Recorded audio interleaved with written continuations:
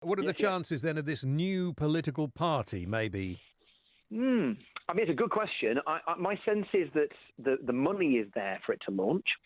It's whether or not the MPs, big names in inverted commas, have got the steel to actually cross the floor and make it happen. Would you join it?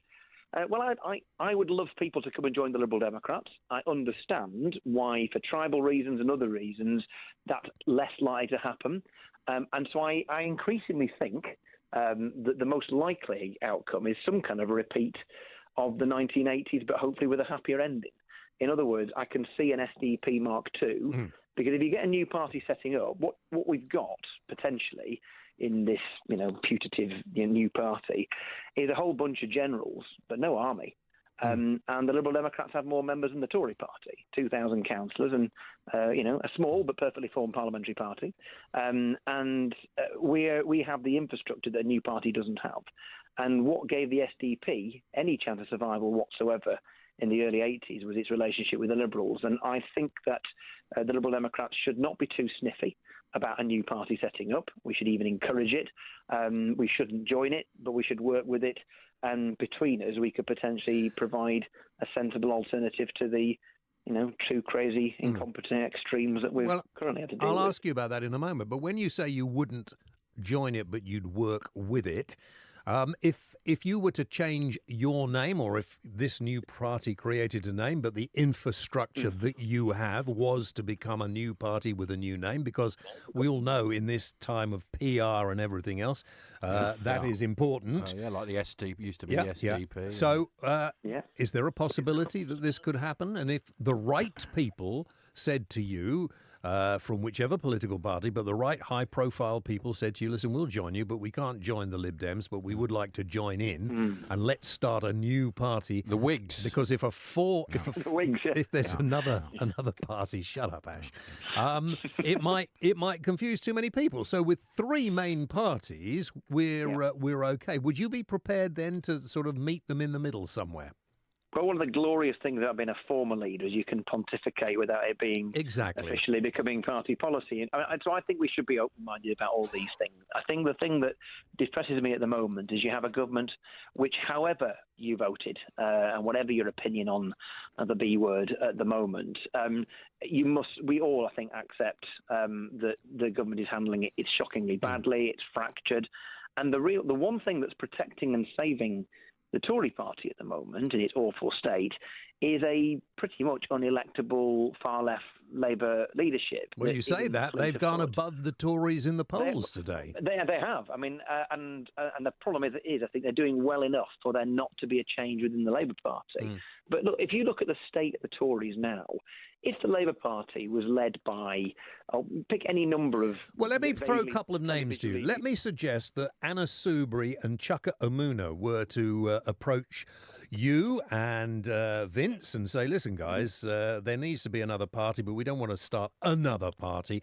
Let's think of coming together. Do you think there would be the momentum, excuse that word, I didn't mean it that way, within your party to say, yeah, well, let's think about it, because you have a lot of members. Yes, and we should get you to check. Yeah. So we should. I mean, the thing that amongst the things that bug me the most about politics is how pointlessly tribal it is. And frankly, if people who are in other parties have the gumption and the backbone to potentially risk their own careers and their own friendships, lifelong friendships and relationships within their own party for the good of the country, we should not be turning our noses up at them. We should be talking to them. Are you don't have to tell me one way or the other, but are you thinking of names for a new party at the moment? And the Lib Dems these are the things that used to bother me when I was leader. I think, to be honest with you, we should... Is Vincent thinking about these at the moment, do you think? Well, you would have to ask him. However, I think that, changing the party's name is something I thought about as leader. What names have you thought about? In the end, the obvious one is to become the Liberals again. And the Democratic Liberals. There's a thought. But the thing to remember is we if you have a memory, and I think you have, James, certainly about how things were 30 years ago, that the Liberal Democrats, when we started up, spent about 2 years deciding what we were called. And it was just a more ridiculous You have thing. to be... So I think in the end, is there a movement? Is there a will to create a force in Britain that is compassionate about welfare, about public services, about fair taxes? on the one hand, and believes in economic competence and being, open-minded, I think that must be possible. We shouldn't have to be forced to choose between one party that used to be able to claim economic competence but no more, and has never even tried to claim compassion, and another party that claims compassion but no economic competence. Surely you can have the both, and that's what the Liberal Democrats seek to be, and we're all ears to others who have interesting ideas about how we can move forward either with them or including them. Right. And so you're not against it at all, really. And if you'd been the leader of the party when I spoke to you, you wouldn't dare have said what you've just said to me. True. Yes. Okay, one last quickie. I'm running out of time.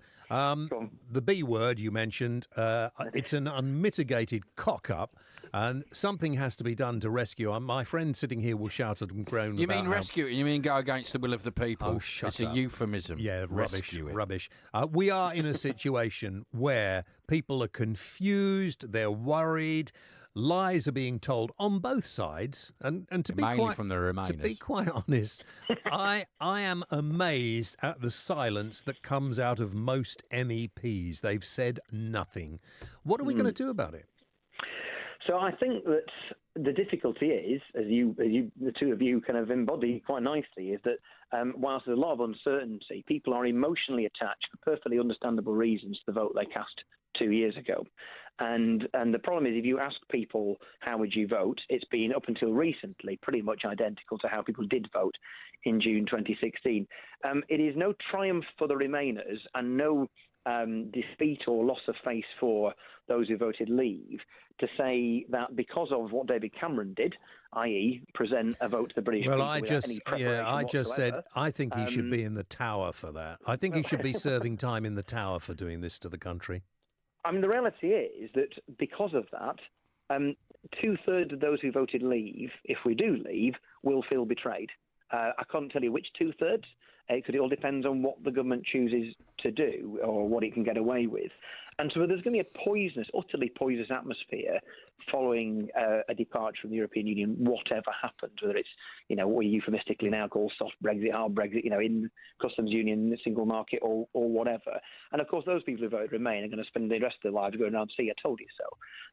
That is really, really awful recipe for a harmonious country. Yeah. To be honest with you, leaving the European Union, I think, is a bad idea. But what is even worse in my mind is that the United Kingdom, whether we leave or remain, becomes a fractured, poisonous, divided country. Yeah. And I really don't want that. And so that is kind of why I think that we've made the case that there should be a vote on the final deal. The British people should take responsibility. It's not so much as them having the final say. They should take responsibility for the final thing that happens. Because if they do, then frankly we can't complain. Whereas if at the end we are told to live with something that, like I say, probably 2/3 who voted Leave wouldn't even like, then it's just going to be utterly poisonous. And I think that's even more important than whether we stay or don't. Tim, thank you very much indeed. I'm sure we'll talk about this before the end of the next 8 months. Tim Farron, former leader of the Liberal Democrats, spokesperson for the north of England and the Lib Dem MP for Westmoreland and Lonsdale.